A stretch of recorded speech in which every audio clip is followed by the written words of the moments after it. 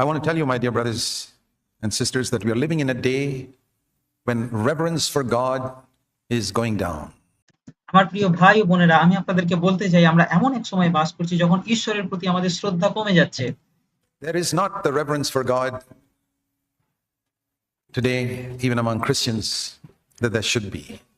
আর আজকে এমনকি খ্রিস্টানদের মধ্যেও যেমনটা থাকা ছিল সেরকম শ্রদ্ধা নেই ঈশ্বরের প্রতি। Today's Christians are musicians and workers, but not worshippers. আর আজকের খ্রিস্টানেরা সঙ্গীতজ্ঞ এবং কর্মী, কিন্তু তারা আরাধনাকারী নয়। Worship is a rare thing. Very few people know what it is to worship God in reverence. আর আরাধনা একটা বিরল জিনিস হয়ে গেছে এবং খুব কম লোকই জানে কিভাবে শ্রদ্ধার সাথে ঈশ্বরের আরাধনা করতে হয়। Very few know what it is today to fall with their face down before God, like আর খুব কম লোকই জানে ঈশ্বরের সামনে কিভাবে উপুর হয়ে পড়তে হয়। Job fell down and worshipped, like Abraham fell down on his face down and worshipped. যেমন ইয়োব ঈশ্বরের সামনে উপুর হয়ে পড়েছিলেন এবং আরাধনা করেছিলেন, যেমন আব্রাহাম ঈশ্বরের সামনে উপুর হয়ে পড়েছিলেন এবং আরাধনা করেছিলেন।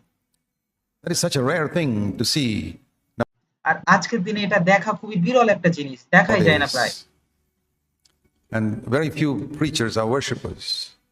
এবং খুব কম প্রচারকই আছেন এমন যারা আরাধনাকারী। And that's the reason why there's so much shallowness in Christendom. আর এটাই কারণ আজকের খ্রিস্টীয় জগতে এত অগভীরতা রয়েছে। If you're not a worshipper, you can't serve God right. আর আপনি যদি একজন আরাধনাকারী না হন তাহলে আপনি ঈশ্বরের সেবা সঠিকভাবে কখনোই করতে পারবেন না।